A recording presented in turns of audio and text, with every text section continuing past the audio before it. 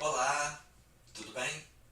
Bem-vindos a mais um culto, a mais uma live da Igreja do Evangelho Quadrangular do bairro São Dimas. Meu nome é Renato Lisboa e eu faço parte do ministério do pastor Jonas Nepomuceno. E hoje nós vamos trazer um ensinamento prático para o nosso dia a dia. Exemplos que constam na Bíblia, mas que muitas das vezes ao ler, ao interpretar a Bíblia, a gente não consegue absorver da maneira como as palavras estavam ali para serem entendidas, para serem realmente um modelo para que a gente possa, a partir de então, se comportar, agir e principalmente tomar as decisões. Antes da gente iniciar sobre essa fala, sobre essa mensagem, do processo de tomada de decisões nos nossos dia a dia, nas decisões que nós fazemos a cada segundo na nossa vida. A neurociência, ela fala que a cada 1 hora nós tomamos 2.000 decisões. E essas 2.000 decisões estão sendo tomadas de que maneira? Estão sendo decisões realmente que nos fazem crescer, que nos fazem evoluir, que nos fazem realmente seguir o modelo de vida que Jesus nos ensinou, ao qual nós devemos nos espelhar? Ou nós tomamos decisões de maneira automática, de maneira involuntária e que nos trazem muitas das vezes consequências, resultados pelos quais a gente não gostaria de passar? Essa e outras reflexões nós vamos estar discutindo aqui nesse momento, nesse dia, durante essa mensagem.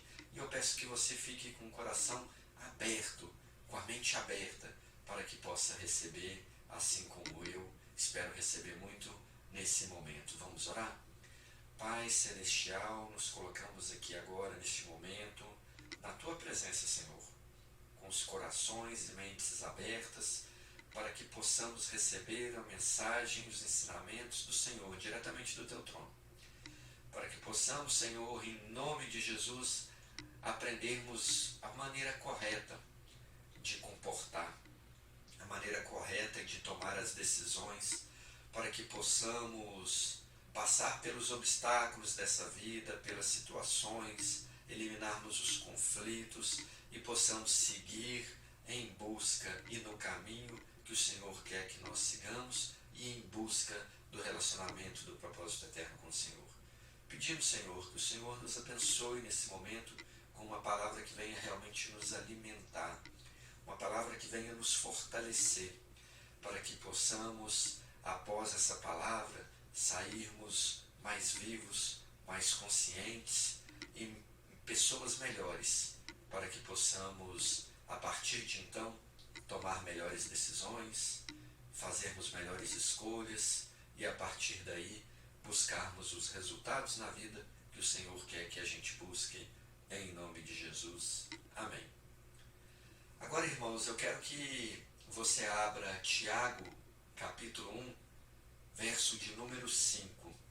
E nós vamos ler juntos agora, para que a gente possa ouvir um pouco do que Deus quer falar com a gente nesse dia, nesse momento. Se algum de vocês tem falta de sabedoria, peça a Deus, que a todos dá livremente, de boa vontade, e lhe será concedida. Quero agora rapidamente fazer uma reflexão junto com vocês. Quando nós nos colocamos aos pés de Deus, quando nós nos colocamos em oração, quando nós separamos aquele tempo para ter aquele momento de conexão com Deus, o que nós pedimos? Quais são as escolhas de tantas coisas, de tantos quereres da nossa vida? Quais são as nossas escolhas que nós fazemos naquele momento para pedir a Deus? Será que nós pedimos sabedoria? É interessante porque quando o Tiago ele traz esse exemplo, e inclusive o exemplo dizendo que nós pedirmos, Ele vai dar. É porque Deus já fez isso. Lá atrás, quando Salomão teve a oportunidade de orar e pedir a Deus, ele podia ter pedido muitas coisas. Salomão era herdeiro de Davi, um dos maiores reis de Israel. Salomão, ele vinha da dinastia direta de Davi, os ensinamentos fantásticos do seu pai, e abençoado por Deus. Mesmo assim, Salomão ele pediu sabedoria. Ele sabia que todas as demais coisas decorriam da sabedoria. E veja bem, como que Salomão fez então para poder chegar a escolher, naquele momento de fazer o seu pedido a Deus, dele escolher por sabedoria. E aí eu quero entrar num assunto muito interessante que a ciência já comprovou, inclusive falar um pouco de um livro que eu li recentemente, que chama Rápido e Devagar, do Daniel Kahneman. Daniel Kahneman, que é um cientista, um economista muito famoso, ganhador inclusive do Prêmio Nobel, desses estudos do processo de tomada de decisão, do comportamento humano. E nesse livro dele, ele fala que nós, seres humanos, nós temos o sistema 1 e o sistema 2. O que seria o sistema 1? O sistema 1 é aquele sistema rápido, que é a escolha rápida, automática. Por exemplo, se eu te perguntar quanto que é 2 mais 2, você vai falar logo que é 4. Isso é algo automático, né? A resposta já está pronta na sua cabeça. Você não precisa raciocinar, você não precisa medir ou gastar nenhum tipo de esforço para poder tomar essa decisão. Esse é o nosso sistema 1. Ele é muito parecido com aquele colega de escola, sabe, que é muito afoito, o professor faz uma pergunta, ele nem conhece muito bem sobre a matéria, mas já está levantando a mão, já quer responder, ali todo entusiasmado, bem parecido com o sistema 1, que quer fazer e resolver as coisas de imediato, na rapidez, no automático. E o sistema 2, que é mais lento, mas é mais inteligente, ele precisa de se esforçar mais, mas ele é muito preguiçoso, geralmente ele não gosta de trabalhar. É como se fosse aquele coleguinha no canto, que se esconde quando o professor pergunta alguma coisa, que não quer falar, é mais tímido. Esse é o nosso sistema 2. Mas o sistema 2, ele é capaz de resolver problemas complexos. Por exemplo, se eu te perguntar quanto que é 24 vezes 46, essa conta você não vai responder de forma automática. Essa conta você vai precisar raciocinar. Dependendo da sua habilidade, você pode fazer a conta de cabeça, ou às vezes você vai precisar pegar um papel, uma caneta, para poder desenvolver ali a operação e aí obter o resultado. Você vai gastar um pouquinho mais de tempo. Esse é o sistema 2. Acontece que os dois sistemas eles são muito importantes na nossa vida. O sistema 1, por exemplo, ele é muito importante quando nós nos vemos em situação de perigo. De repente você encontra com um leão, o leão está lá solto, a poucos metros de você. O sistema 1 já aciona o mecanismo para que você dê linha dali, para que você saia rapidamente, porque você se encontra numa situação de perigo, você pode ser atacado ali pelo leão. O sistema 2, nem sempre ele está ali atento para poder trabalhar. O sistema 1, ele trabalha o tempo inteiro, ele não descansa. O sistema 2, ele vive hibernando, vive silencioso, vive quieto. Mas nós precisamos de forçar o sistema 2 para funcionar nos momentos que são capitais ali na nossa vida. Salomão, certamente quando teve a oportunidade de fazer aquele pedido da sabedoria a Deus, ele não agiu com o sistema 1.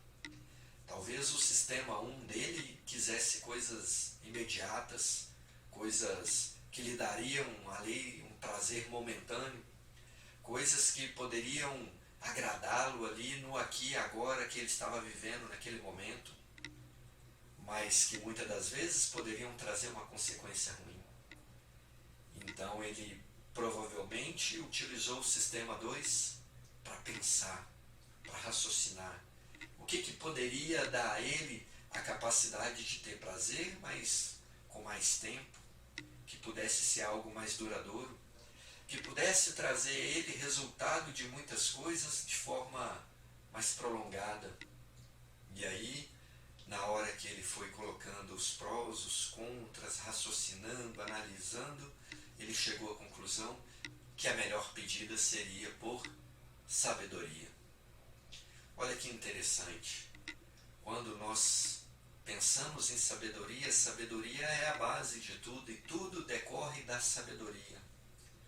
Muitas das vezes nós erramos, pecamos na vida, justamente porque nos falta sabedoria. A ânsia em resolver, a ansiedade em deixar pronto determinadas coisas, utilizando o sistema 1, faz com que a gente tome muitas das vezes decisões e escolhas equivocadas. E nós precisamos aprender com isso. E muitas das vezes fazer com que o nosso sistema 2 ele funcione nos momentos que ele precisa funcionar. É interessante, irmãos, porque um exemplo bobo, vou dizer para vocês, do funcionamento do sistema 2. Porque o sistema 2, ele é capaz de controlar o sistema 1. Basta a gente querer. Ele é capaz de dominar aquela ansiedade, ele é capaz de dominar aquela reação que você quer de resolver a coisa imediata, e muitas das vezes não é imediato. Às vezes é um processo. É interessante porque quando as pessoas buscam uma terapia, elas querem que na primeira semana já tenha resultado, na segunda semana já tenha resultado, querem as coisas para ontem. E deixam de entender que muitas das vezes é um processo. A pessoa às vezes viveu anos e anos na vida se comportando de um jeito. Não vai ser do dia para a noite que o comportamento muda. E aí é preciso às vezes muita prática, muita ressignificação, porque muitas das vezes não basta ter consciência. Como eu já disse para vocês em algumas lives para trás, eu tinha uma época que eu era obeso na minha vida, eu tinha consciência que fazer uma alimentação saudável ia me fazer emagrecer. Eu tinha consciência que praticar atividade esportiva ia me fazer emagrecer. Mas o fato de eu ter consciência não resolveu nada durante mais de 30 anos da minha vida.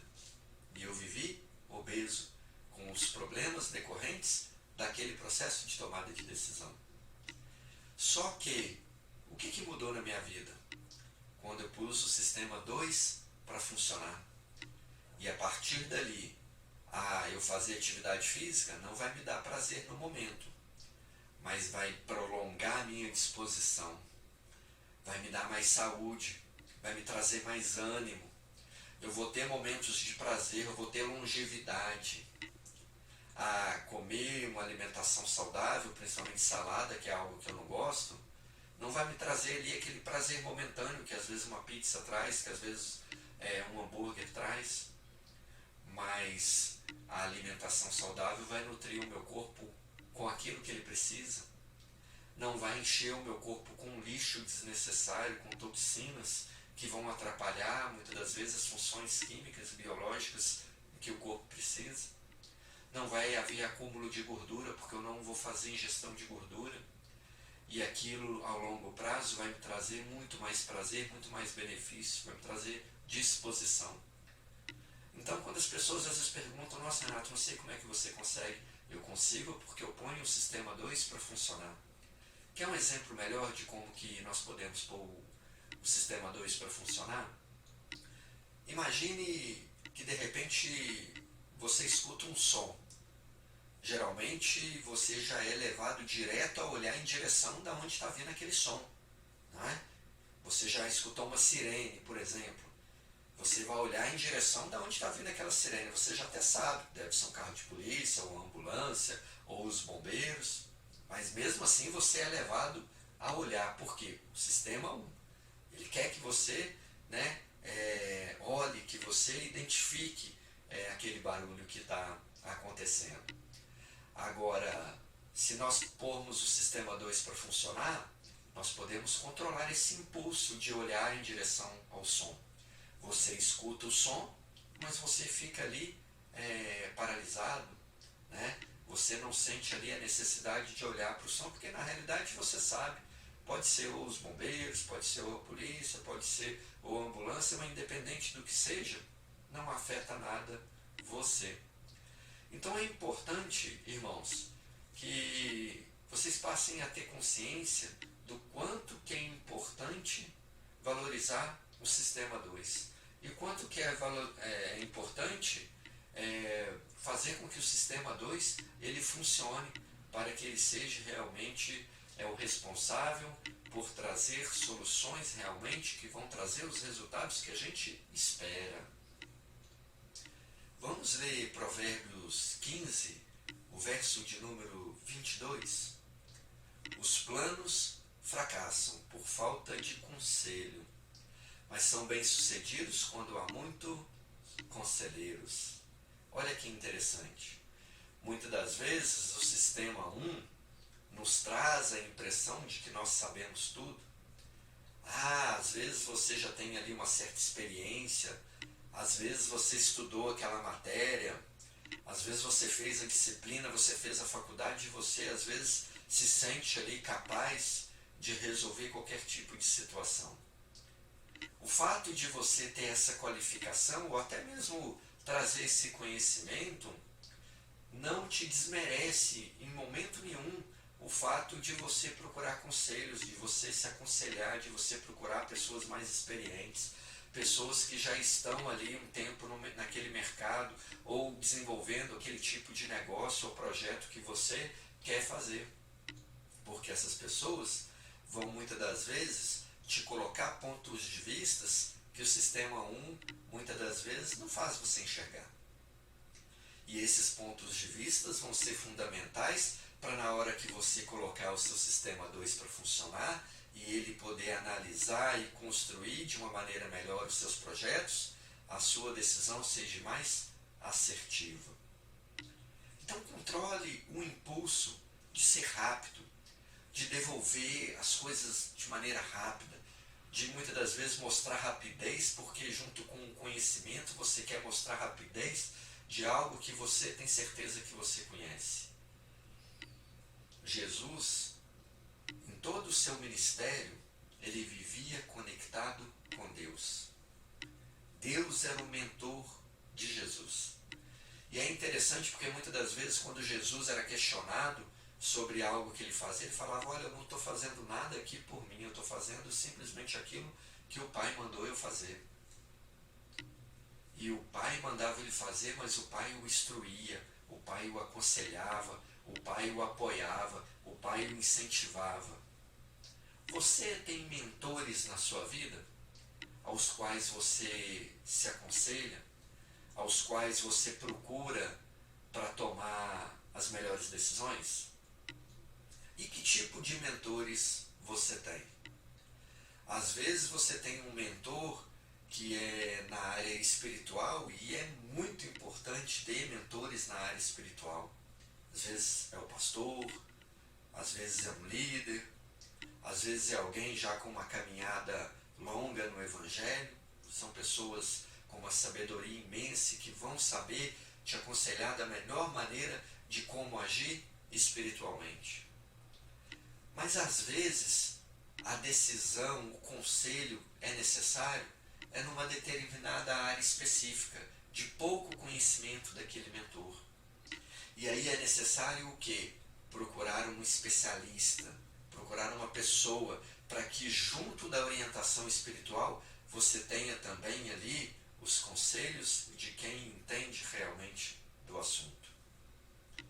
É interessante porque os discípulos, eles caminhavam com Jesus e eles eram mentorados por Jesus durante aquele período, para que depois eles se tornassem discípulos, né, com qualificação, para que pudesse fazer novos discípulos. E quando Jesus ascendeu aos céus, ele deixou com eles o Espírito Santo, para que através do Espírito Santo eles assim se aconselhassem. Mas ainda assim mesmo nós, né, com o Espírito Santo nos orientando, com o Espírito Santo dentro de nós, nos guiando de forma maravilhosa nessa conexão com a Trindade, nós ainda precisamos de ser humildes e seguirmos os conselhos daqueles que têm uma sabedoria, uma experiência maior, uma vivência maior. Ah, se as escolhas do passado que eu fiz na vida tivessem sido através, né, de uma busca, de um conselho, né, com mentores experientes na época, certamente as minhas decisões, as minhas escolhas teriam sido feitas de uma maneira mais adequada, de uma maneira mais eficaz. Mas aquele aprendizado ficou, aqueles erros serviram como aprendizado. E hoje eu sou uma pessoa melhor.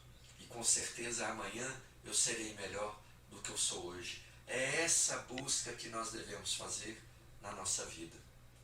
E é importante que a gente tenha isso em mente.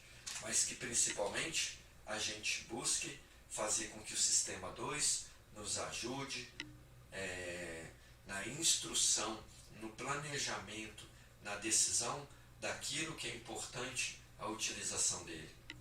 Porque o que o Sistema 1 muitas das vezes faz é substituir o Sistema 2. E aí a chance de erro é muito grande. Porque imagine aí, responder em 2 segundos. Quanto que é 1234 vezes 2432? Nossa, você vai chutar, né? E o chute, provavelmente você vai errar. Porque é isso que o Sistema 1 faz quando ele assume o lugar do Sistema 2. Sem o conhecimento necessário, ele acaba ditando uma resposta, uma aposta daquilo que não tem muito conhecimento. E muitas das vezes o Sistema 2, se ele não conhece tudo, o que ele vai fazer? Com que você procure, com que você estude mais, com que você pesquise mais, com que você se aprofunde mais, com que você se aconselhe com outras pessoas. E por isso nós precisamos de buscar, né, cada vez mais utilizar o Sistema 2 durante as escolhas da nossa vida.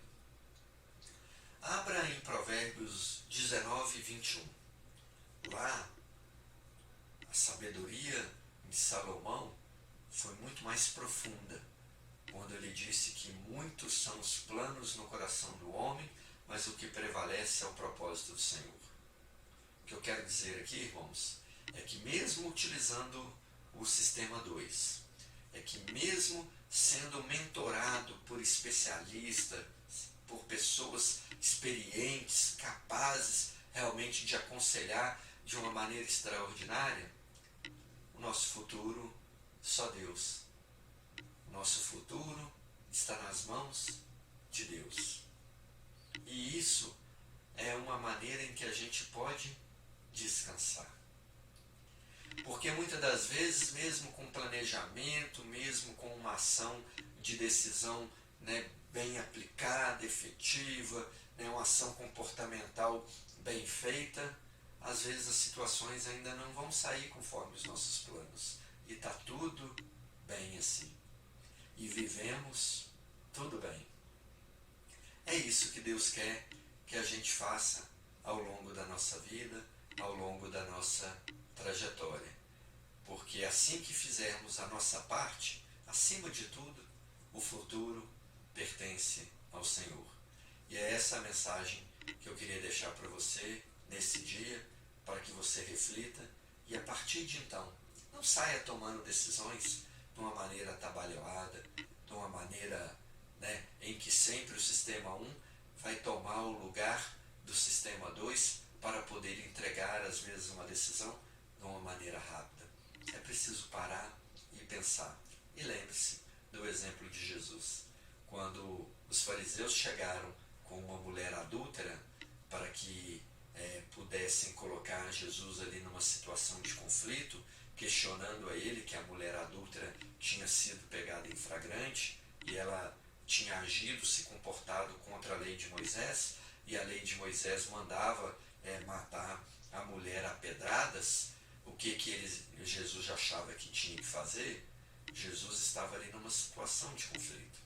Se ele mandasse e falasse que realmente tinha que cumprir a lei, a mulher ia ser morta. E aí o que queriam falar de Jesus? Que Jesus coadunou com a morte de uma mulher. E se Jesus falasse que não tinha que ser morta a pedradas, eles iam falar que ele estava indo contra a lei de Moisés. Era realmente uma saia justa, uma situação muito complicada para Jesus. E afinal de contas, o que Jesus fez? Primeiro ele parou e pensou. É claro que naqueles momentos em que ele estava pensativo, em que ele abaixou e começou a desenhar ali no chão, provavelmente ele tenha se conectado com Deus para ouvir o conselho de Deus, para ser mentorado por Deus, para que Deus pudesse ali abrir os olhos dele, pudesse abrir a consciência dele, para que ele pudesse, com uma enorme sabedoria, sair daquela situação em que havia sido colocado. E é interessante porque naquele momento em que Jesus também estava pensativo, foi o momento em que ele também fez o quê? Ele deu oportunidade para que o sistema 2 atuasse. Deu oportunidade para que o sistema 2 agisse. Ele não foi efusivamente, de maneira imediata, respondendo à situação. Não, ele esperou. E uma das maiores sabedorias bíblicas partiu dali, onde ele devolveu o conflito para eles. Falou: meu amigo, olha, quem não tem pecado atira a primeira pedra. Esse problema aí é de vocês. Esse problema não é meu, esse conflito não é meu, esse conflito está na mente de vocês. Se vocês se acham aí tão santos, que vocês não pecam nada da lei de Moisés, então sejam aí os primeiros a tirar a primeira pedra. Né? E uma sabedoria enorme, porque realmente nós não estamos aqui nesse mundo para poder julgar a ninguém, e sim para enfrentar os obstáculos, os desafios e viver a cada dia buscando evoluir e melhor, para que possamos, quiçá um dia, viver eternamente ao lado de Deus. Que possamos realmente refletir sobre essa palavra em nome do Senhor Jesus. Deus te abençoe e uma excelente reflexão para todos. Até semana que vem com mais uma palavra. Deus te abençoe.